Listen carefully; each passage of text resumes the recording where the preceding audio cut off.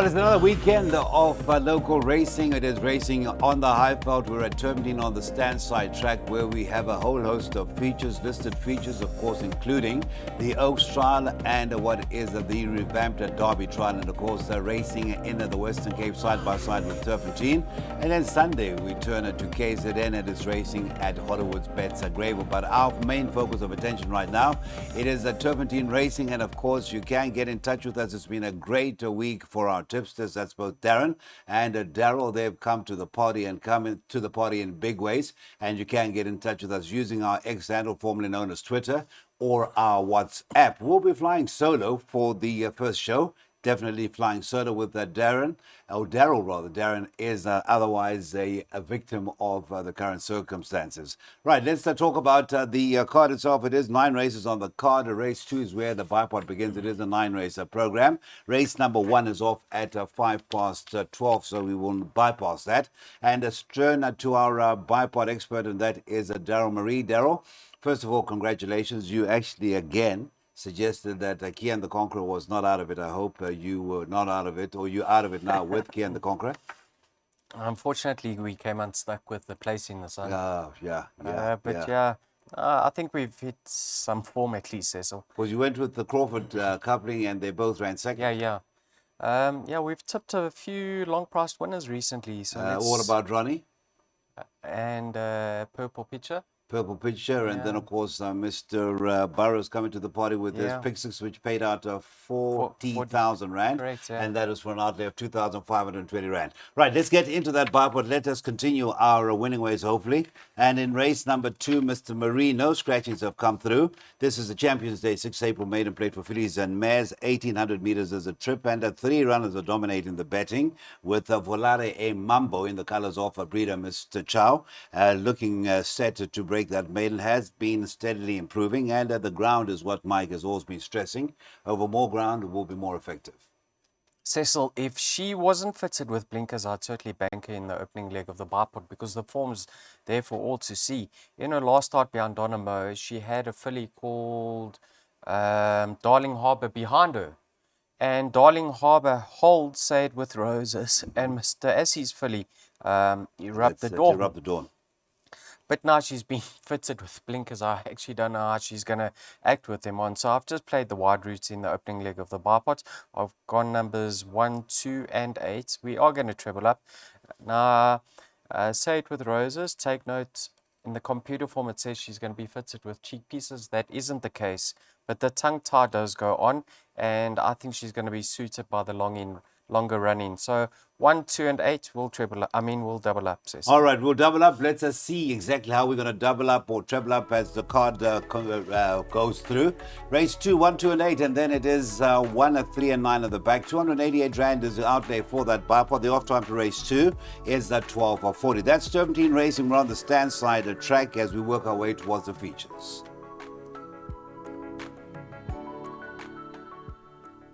We get into handicaps early on a Saturday. It is a merit rated 88. That'll be race 3, due off at 13:15. The distance is 2,000 meters, and that means the start of the place accumulator. Now, it is a field of 6, and surely, Mr. Maria, I was saying to you off camera, 12 Katra, everything seems to be in place for that overdue fourth win. Has hit the bar several times, and last time out behind a Supreme Dance, that was yet another case in point.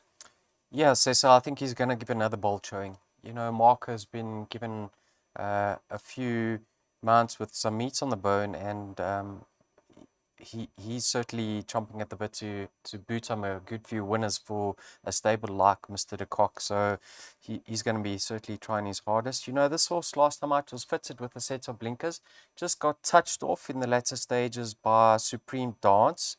On form, he holds Jet Dynasty and You Can't Hurry Love on that run.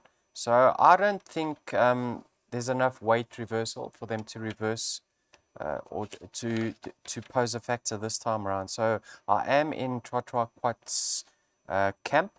But if you go back to the run behind Street Art, look who was ahead of him, and I think half a kilogram better off.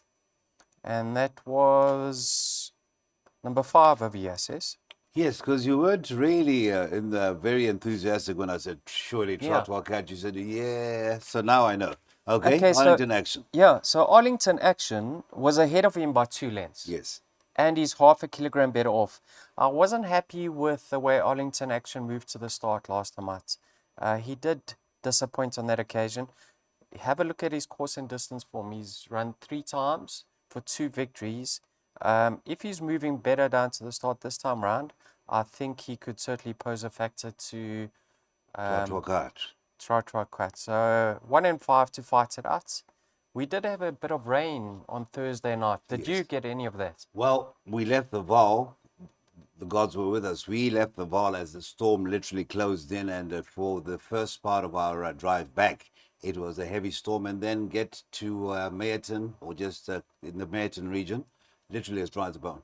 Okay, Yeah. it didn't stop for a good few hours. Okay, so that will be a factor on the course itself. Yeah, so, and you know, Mr. Zaki's horses with this thing out the ground, they do extremely well. So And of one and course, five. another thing, Munga's strike with Mr. Yes. Zaki is actually tremendous, huh? Yeah. Whenever they team up. Especially on this horse. Have a Yes. look at it. Yeah. Yeah, so 1 and 5 to fight it out. I do have a preference for number 1 because the 5's latest run was a bit disappointing. All right, let's confirm Daryl's selections for that place accumulator. It is race number 3, 13:15, the off time to Ameritrade at 88. A smallish field, but certainly will have quite a lot of intrigue come at the actual running of that third. 1 and 5, and then we have 3 bankers. Do take note of those bankers, which does make the whole PA permutation very attractive. It is race 4, number 5, race 5, number 3, that is Francis Ethel, and then race 7, number 4, Prime Example, and that is Mr. Ryan Mungo, who won last time on Prime Example. For who else but Tyron Zaki?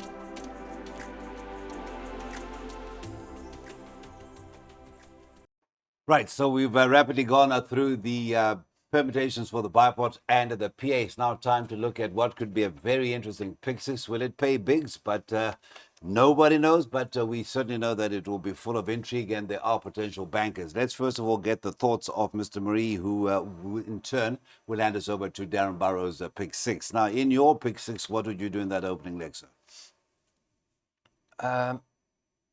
I like the look of I Am Giant here. Now, the weights certainly don't favor him, Cecil, but this horse is a course and distance specialist. I thought his 2 runs since returning from a rest have been really positive. He's now having his peak run. So you can see it's been a bit of a stop-start career for him. He's always been rested often. But yeah, he's having his peak run. So he must have overcome, if there have been any issues, he must have overcome them. So I think he's probably going to be the horse to beat. My only reservation is I'm not worried about the weights of Yad or the best weighted, is the inside draw.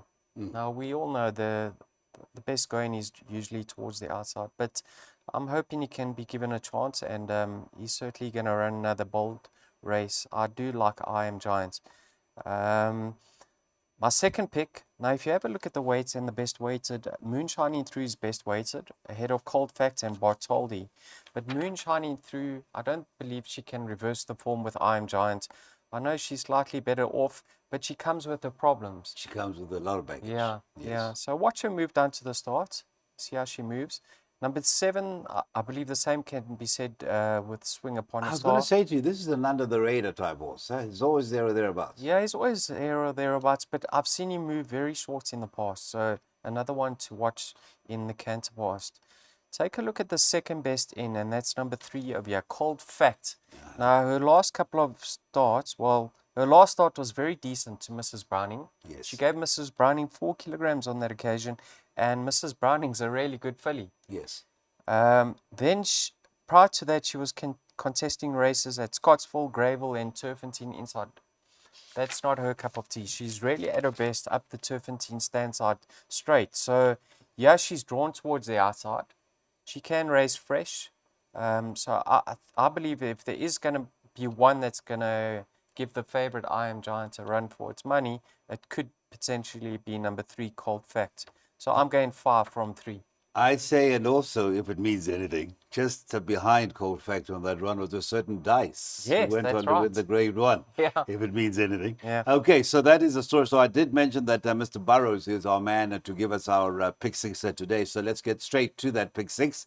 And in race 4, I have a feeling I didn't see the permutation. Has he gone field here? I'm not looking. No. Oh, it's gone 1 1 and and 5. 5. There is a field there somewhere, though. That is 1 and 5.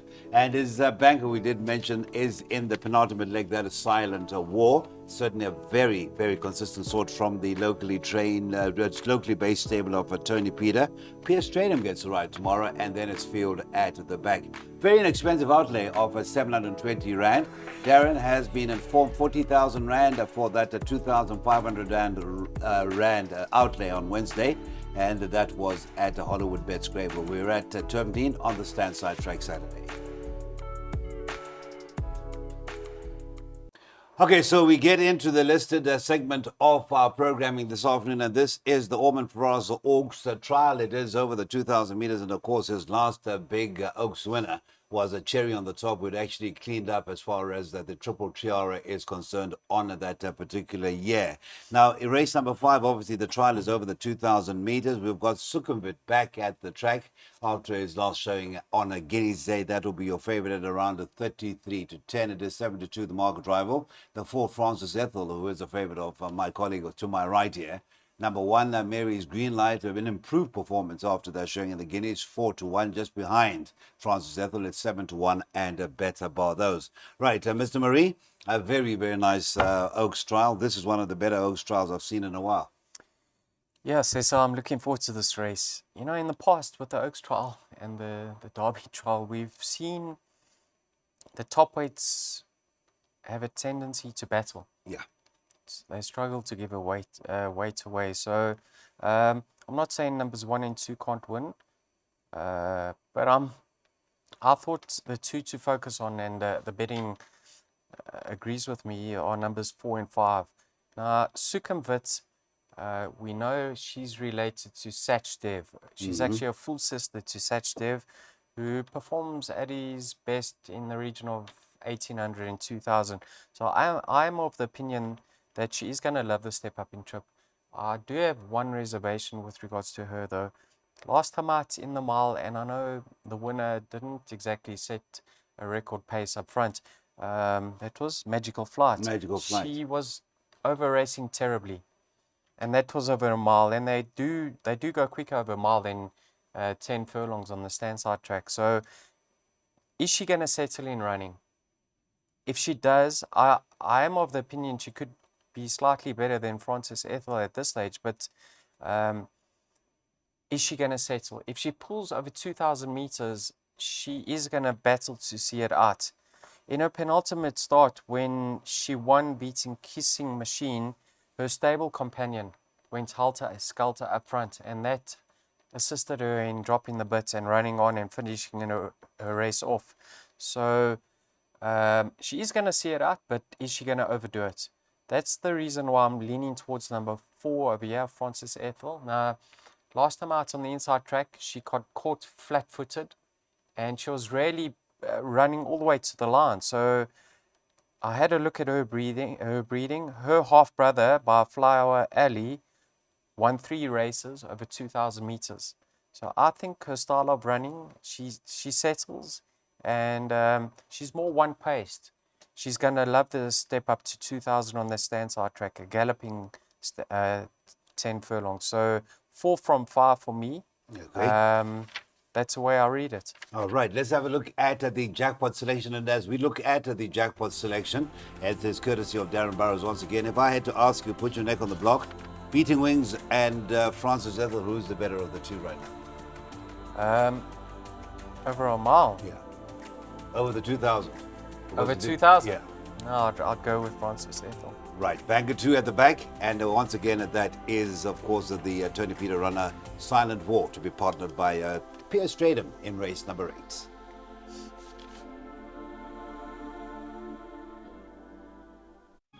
Our next listed feature on the card at Turpentine is race number 6. It's the Tab Awam Stakes. It's over the 2,000 meters, and one can say with a little bit of confidence that this is the Derby trial, but it will be without number 4, Viva Brazil, one of the few scratchings on the card. That leaves us a field of 11. Like you, Larkis's charge is out, and it certainly has been a revelation as it's gone over ground. The stable companion, though, is number 1, Hawk Bill, and that is at 33 to 10, 15 to 4, from 4 to 1 is the 5 to Buy Hills. Mike de Kock's charge holding 4, Marauding Horde, also from the de Kock stable. 4 to 1 and from 9 to 1. 15 to 2 is the 9, a Tunny Player. And then it is 9 to 1 and a Better Bar those. Bit of a conundrum. There's nothing clear cut. Do you actually have a short list, or would you say that it is a few horses here for the jackpot? I think you have to include quite a few of yes. So I went all of numbers 1, 2, 3, and 6. Darren Burrows is quite keen on number 3, George Handel. Okay. And if you have a look at his latest form line, that form line's holding up extremely well. Yeah. Supreme Dance came to win from there. Prime Example was very impressive. And there was another winner indirectly in Terra Time. Yes. Just watch the going on the day, because I think this horse's below par runs have been on a soft track. So if the going's not too soft, I think he is going to be a major player. Yeah, number 3, George Handel. Then you got the likes of numbers 1 and 2. Now they are slightly best in over here. They are the more exposed though. Hawkbill and Eiffel Tower. I don't think we've seen the best of Eiffel Tower in his last 2 starts. The tongue tied does get removed, and in his penultimate start he was exposed with no cover. So he does step up to 2,000 meters. He's unexposed over this distance. And then Hawkbill, he is obviously the best weighted over here, and he does have a hefty weight to shoulder, but you know, he's going to be more than capable of winning the Derby trial, or the Hawam. What is it? The Hawam? It is the Tab Awam Stakes. Yeah. So I'm leaning towards, in saying all of that, so I'm leaning towards Marauding Horde. Now, last time out, it was a very workmanlike victory. He was hard pressed, and we expected him to win much more easier than what he did. But I'm of the opinion he's going to love the step up to 2,000 meters. He's only got 55.5 to shoulder. And take note, the blinkers go on. Yes, I see that. And that could help him travel more easier in his races. So I think getting that weight from the top weights, the more exposed runners, I'm going to be leaning towards him. Number 6, Marauding Horde, followed by numbers 1, 2, and 3 in no particular order. And not influenced at all by the runner-up's victory last Saturday in the last race. Not influenced at all. Yeah, nicely franked of it. Judgment Day. Let's have a look at the second jackpot selection. It starts with the Tab Hawam Stakes over the 2,000 meters, and it is George Handel. A place selection, each way selection, if you like, at 10 to 1 for Mr. Burrows, but we should go with his official wording. Place, George Handel, Fani Broncos, and Ryan Manga.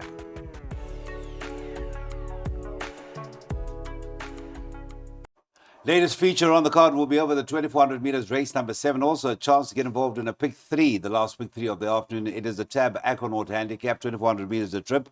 Race number 7 has the one Good Counsel, your favorite, at 28 to 10. Second favorite is recent winner, number 3, East Coast. That is at 4 to 1. 6 to 1 about numbers 4 rather, Blackthorn, and the 9 Prime Example, both at 6 to 1. It's 8 to 1 and better about those. It must be said, Mike de Kock well represented at Turffontein tomorrow.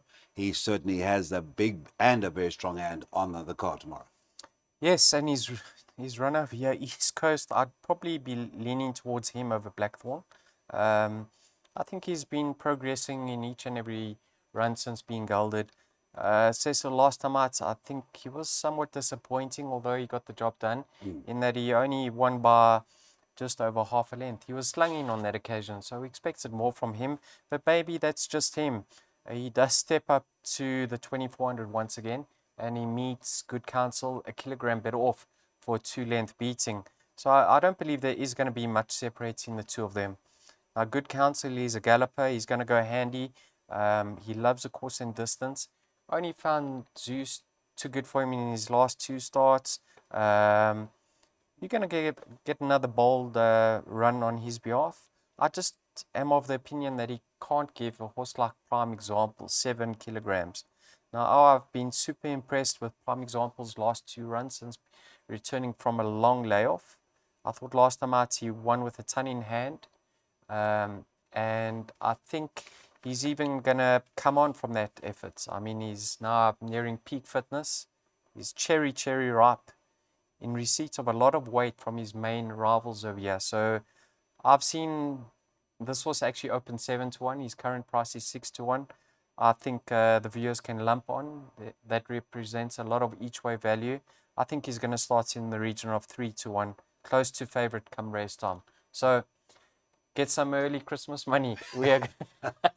We're a good few months away. This is an early Christmas present. Okay, let's confirm. Mr. Marie, very, and I say it 3 times, in the corner of Prime Example since relocating to what is a stable established as a leading stayers stable. That is the Tyrone Zaki stable, and it is Prime Example. Let's confirm that selection. It is Prime Example, race number 7, the 9, and that is currently at 6-1. And of course, Betway will be able to negotiate. You may even get better odds about Prime Example come race number 7 on Saturday.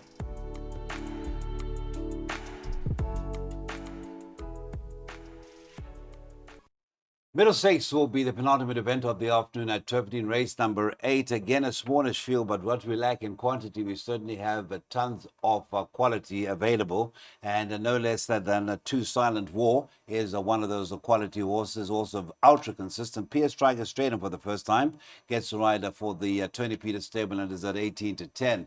At the bottom of the weights is the Candace Dawson runner, dropping in trip player 7-2, 9-2 is the 6 Turpits. The 3 Tulip Tree is at 8-1, and then it's 10s and better bar those. Well, yesterday afternoon, as we were discussing, or Thursday afternoon, I should say, we had the Crawford stable, whom you went for in a big way on Thursday. They had a few seconds at the bar, as they say, and I think their winning turn should be coming soon. Maybe not with Turpits, because it is a competitive field. Where are your loyalties before we turn to Mr. Burrows? Cecil, this horse Silent War has been very impressive since he's joined his new yard. I mean, you can't fault him. Even that run in the World Sports Betting Grand Heritage was a brilliant run, considering the race wasn't run to suit. And also, if you look back, the jockey from an inside draw, thinking the outside draw was the right one, right? Correct, yeah. And, lost a lot of ground. The result was focused towards the inside. Yeah, but he was low flying on that occasion. He should have gone very close to remaining unbeaten for the yard. Yeah. Then last time at Cecil, if you have a look at that run, it was a cracker, because not only has Silver Hills come to win again since then. I mean, on Saturday, a very she won the what was it, the Volksdrift Acacia. Yes. The runner-up Unzen won since then. And that was after winning there was another 1600-meter feature that she had won. So 2 back-to-back features, huh? Yeah, so the form has really held up well. And not only did he run 3rd on that occasion, he finished so far clear of the balance of the field. I think that it was close to 5.5, 6 lengths back to the 4th place runner. So it was a cracking effort on his behalf. He's really in great form currently, number 2 Silent War. So if you have a look at the best weighted column, he actually is out 4 pounds with Tulip Tree. Yes. But I don't think you can read too much into that, because he does come into the race fit and well. I haven't banked him though. I've only backed him up with 1 runner, Cecil. Darren Burrows does like him though. I think it's his best bet on the card. I know we're running out of time, but can I take a guess at what your backup would be in this instance? I think player. No, it's Fostinova. Yeah, you like Fostinova over the strip. Cecil, last time out on a soft track over 1800 meters, he confirmed that he does stay, because he should have finished so much closer to them on that occasion. Yes. The door was shut and he had to be eased for several strides. So I thought that was a cracking run. 54 kilograms to shoulder from a 1 draw. So he does get a good few kilograms from Silent War. What's it, 8 kilograms? I think he could pose a factor over here. So I went numbers 2 and 8. But Darren Barrows is bullish with regards to And I'm silent just form. looking if my eyes are not deceiving me, 16-1, your kind of Sure. price. That is a Boston over. Let's confirm at the selection. As mentioned, Darren Burrows is very much firmly in the corner of striker Tony Peter and the runner Silent War. That is a win suggestion, and you're looking at around 18-1.